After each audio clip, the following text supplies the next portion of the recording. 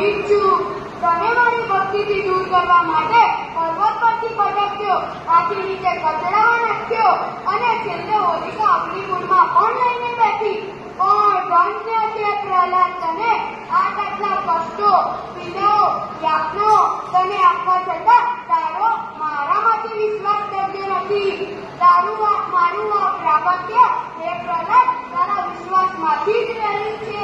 આ ગામડામાં મારા ભગવાન વસેલા છે એમ કહી એની અગનગોળા સમાન દોષ તમને વાત કરી.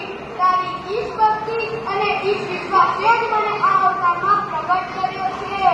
હે અતુલના હિરણ્યકશ્યપ, તારા અભિમાનને દૂર કરવાનો સમય આવી ગયો છે.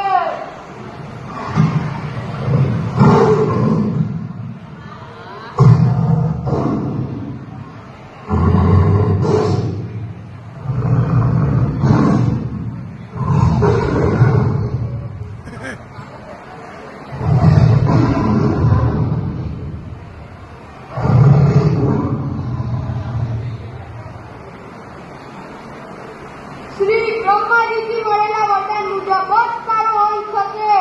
ન દિવસે ન રાત્રે, સંધ્યાકાળે, ન ઘરમાં ન ઘરની બહાર, ઉમરા ઉપર, ન જમીન પર ન આકાશે, મારા જાંગ ઉપર, ન મનુષ્યથી ન પશુથી, નરસિંહ સ્વરૂપે, ન